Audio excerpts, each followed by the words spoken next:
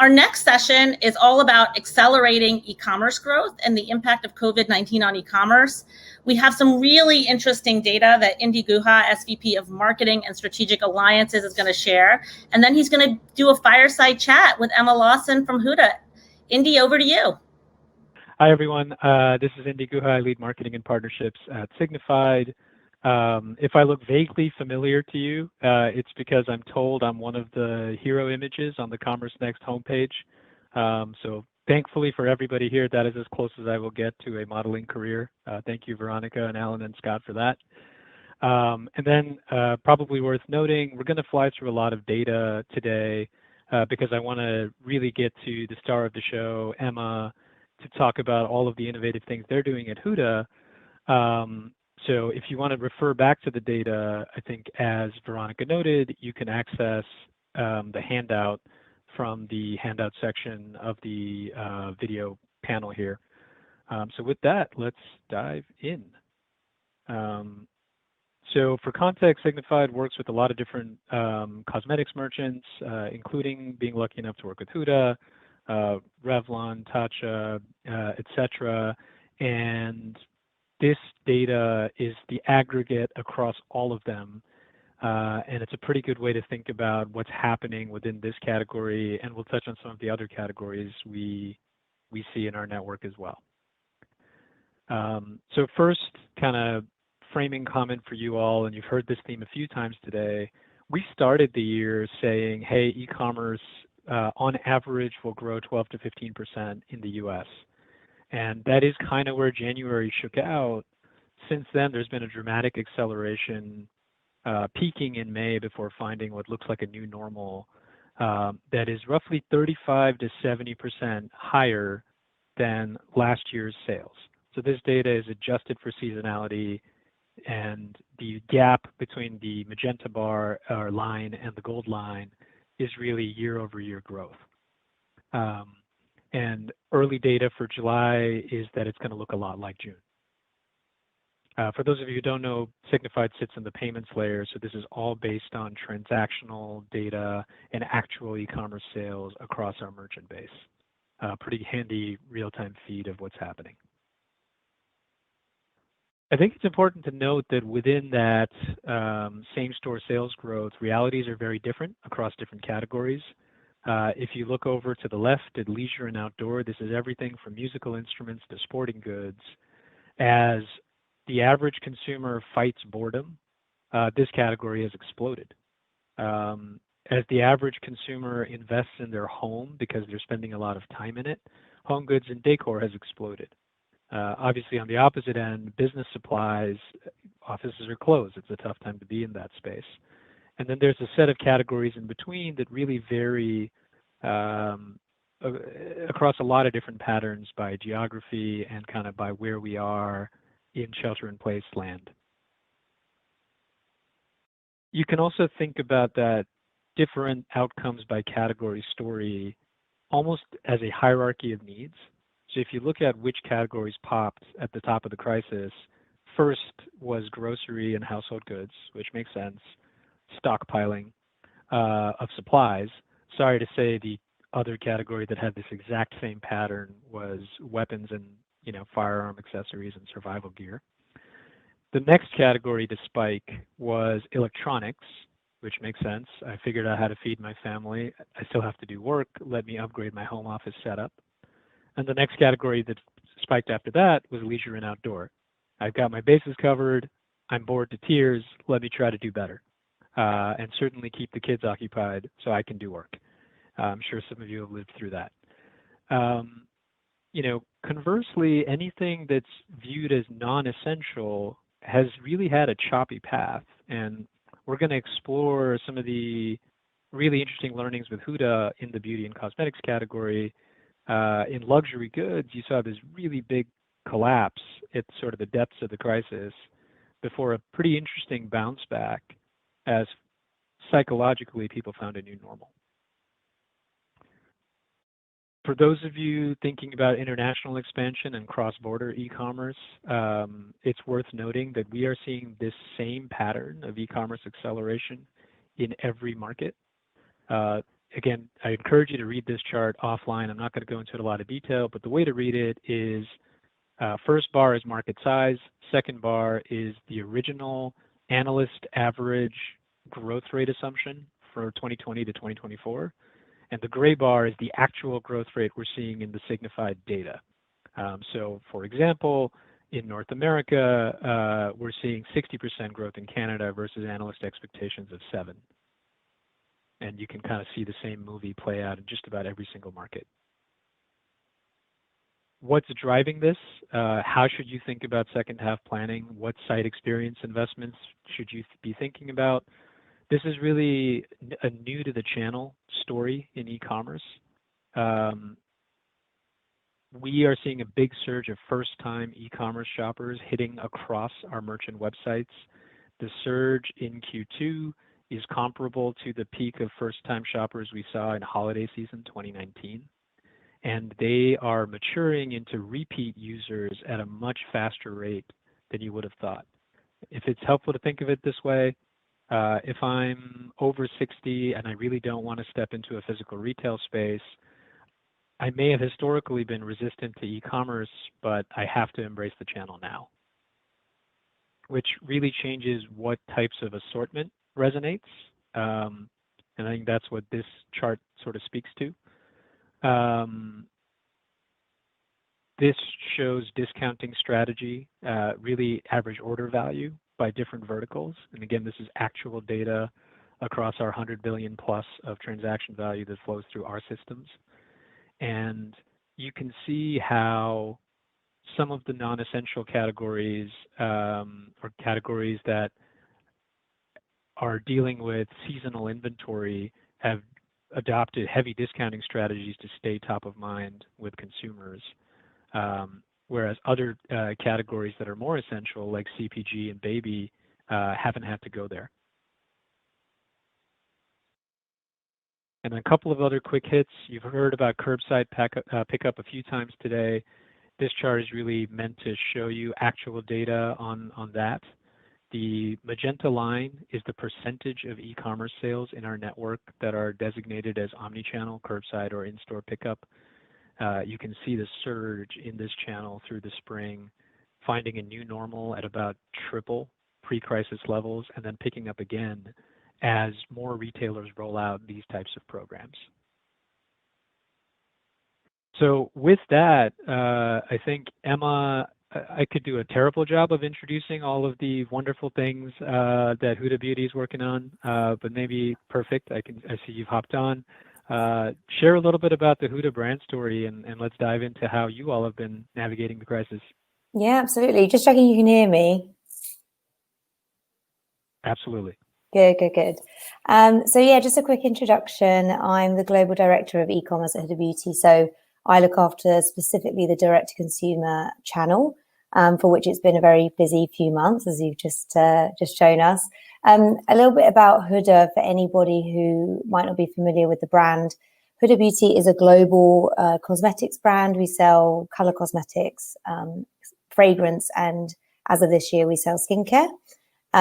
We sell across the world, so we have a truly global customer, primarily through wholesale partners, and then we ship to about 160 countries from our owned and operated website, which is the part of the business I look after.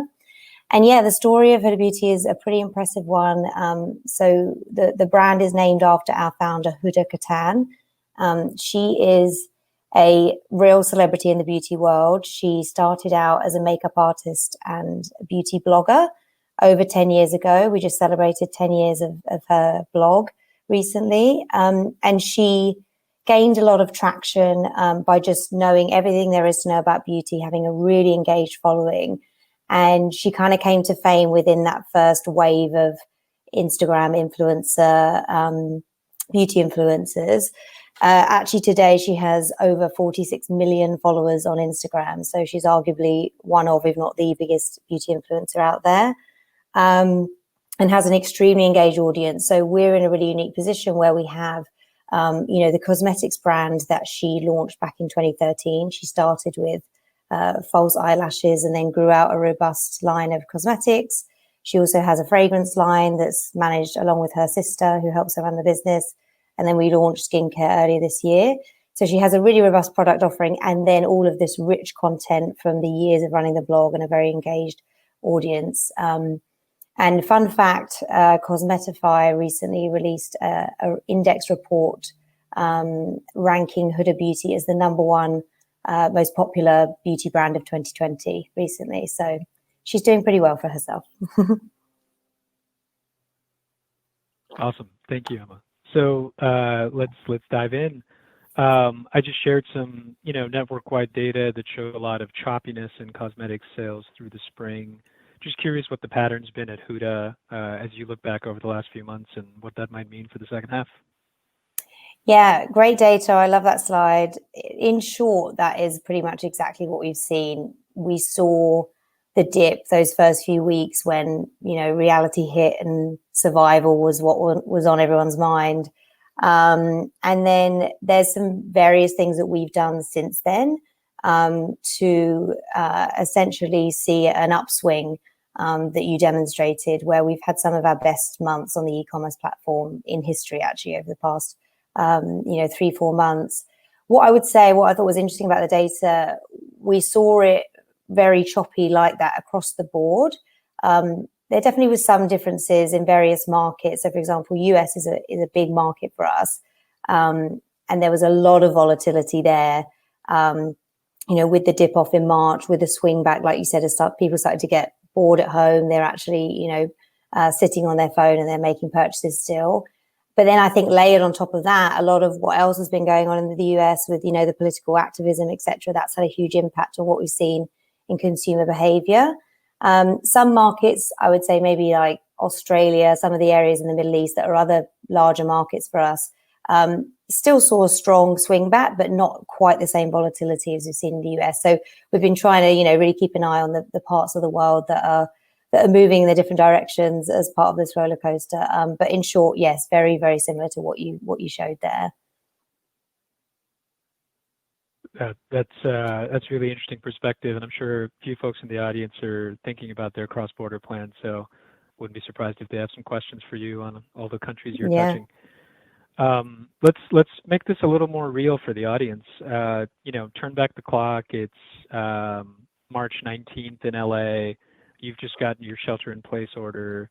What were some of the scenarios as you sort of logged into work that day you were worried about? And I guess how has reality played out? And obviously that current reality is not an accident. I think you did some pretty innovative things. Would love to set the stage on that. Yeah, sure. So it feels like a lifetime ago. I can't believe it's 4 months ago that that was kind of the reality that was hitting. I think to answer the first part of your question, what were we thinking and what was our mindset? I think, like I said, everybody was just thinking survival. I think once I realized that Amazon was sold out of hand sanitizer, we realized this is really happening. So something's not good. So, we honestly, we knew in that instant that, purchasing makeup wasn't going to be the top of priority for people at that time. Even for us running the business, the first thing that Huda and our senior leadership team did was to check in on our employees. Is everybody safe? Is everybody feeling supported? Huda was actually fantastic in making a commitment to, maintaining the entire workforce throughout the year, which she stuck to, which has been a fantastic weight off of a lot of people's, things that they need to be concerned about. So that was fantastic. And then obviously, we started to look at what scenario planning. I know that each business unit was like, okay, let me try and predict the future. But there was definitely this feeling of it being temporary at that time, which I think the whole world, started off with the assumption that it's going to be somewhat temporary. So, and that even differed across the globe, right? So, I think some of our wholesale partners in the US, they were maybe looking at 4 to 6 week periods of this is what we think the downturn is going to be as we start to need to close our stores. Whereas those, some of our wholesale partners in Europe who had been hit a lot harder by the pandemic earlier on, they were really forecasting more like 3-month scenarios at that point of not being able to open stores. So even within those different markets, the guessing of what the impact was going to be differed widely. On the e-commerce side of things, I think that we understood that immediately unemployment was an issue, disposable income was going to be an issue. So we really were just expecting a downturn to a slight degree, but we also knew that with stores closing, we would have people coming, to purchase online, and we recognized that almost immediately. So yeah, so the outlook wasn't great at the beginning, and then in terms of sort of how it's panned out, the reality has been a lot more positive than we anticipated. You showed some data of a lot of industries being up, between 50 and 100%. We've certainly been seeing that on the e-commerce front. I would say that in terms of the things that we did to combat that, the first thought was, let's remove the friction to purchase. So simple things like removing the cost of shipping to the customer, which is not a cheap lever to pull on the business side, but it made a lot of sense at the time. And after those first couple of weeks where everybody was just trying to get their hands on hand sanitizer, toilet paper, stocking up, at the supermarket, we did see people were sitting at home, they're on their phones all day, they're ordering things. I told my fiance the best part of my week is having some of my online orders showing up. So we did see that start to kind of come back, and very quickly within a few weeks actually start to see those sales kind of come back. The other thing where we thought people would no longer be worrying about wearing makeup, actually this Zoom explosion happened and people had to be more camera ready than they've ever had to be before. So we did still see people looking for makeup. We also leaned into the kind of discount message that was happening very broadly. I feel like at the end of March, beginning of April, there's a lot of brands, running discounts to encourage those sales. So we did kind of like a self-love sale to lean into the authenticity of the brand, not ignore what's happening, but kind of say like, treat yourself, which performed really, really well. April was one of the best months we've seen on our e-commerce platform. And then lastly, one of the things that turned out... Oh, go ahead, sorry. No, I was going to say the luckiest sort of timing, we'd actually just launched our skincare brand in February. So this was an entire new brand launched under the Huda Beauty portfolio. For skincare, it was picked up really, really positively by the industry in February. And so as we moved into this space where we saw that shift, that pivot into the skincare category, we really leaned into that. So across all of our marketing channels, that's what we're focused on talking about. We actually had a few launches within that skincare line that were planned for later in the year that we pulled up slightly, face masks, things like that, and spoke to that a lot, which helped us to really move into that shift that we're seeing in the industry. Yeah, I find that fascinating in light of the data we were sharing earlier around how things viewed as essential saw a dramatic surge in e-commerce. And I'm probably not the target audience, but it feels like skincare is more aligned to essential versus kind of pure cosmetics. Yeah, so that's an interesting shift for sure. I know we're short on time. I do want to hit one of the really interesting things I think you did, which was this notion of a virtual consult. And I think somebody named Rachel Moy actually posted a question around how consumer trial has evolved in this environment. Would love to hear how you're evolving the e-commerce experience to kind of bring that service layer to the shopper journey. Yeah, absolutely. So obviously one of the big challenges that we faced with majority of our business being wholesale is that our in-store staff, so our makeup artists who are in Sephora or Selfridges or Harrods, selling our product to the consumer in a very personal, tactile way, they obviously could no longer do that. So that was actually one of the first things we did, was think about how do we bring that to the e-commerce experience. So we built out a virtual consultations kind of booking system, pretty simple in terms of the way that we did it, but we had select artists who were available throughout the day, and you could set up a video call with them like this. And that was extremely successful. Within, a week of having that live, a lot of those artists had their days filled. And that was really nice. And they had people calling in for anything from looking to help them with shade matching. So one of the hardest things to sell over e-commerce, over digital platform versus in person, is complexion, is actually matching your foundation to your skin type. So there were people dialing in to do that. We also had people whose weddings had had to be cancelled given everything going on.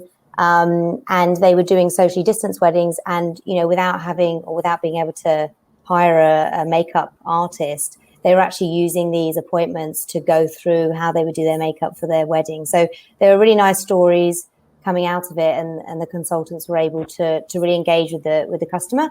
And it's a feature that we intend to keep now, actually. Again, it goes back to this idea of, we did all these things with this temporary notion in mind, but the reality is this is the new normal, and it isn't going to go right back to how it is. And I guess on that note, sort of how we're going to further, try to emulate that in-store experience, knowing that people might not be comfortable going back to buy cosmetics in store. That is something that's a huge focus for us. How do we, is it that we increase the way we offer, samples, or the way you can try product? Is it that, when you land on the product page and you come to learn something about the product, how are we giving you the information that you might be getting if you were in the store? So that's a huge part of the strategy, not even just for my team as part of e-commerce, but for the wider company. How do we really pivot in that digital direction?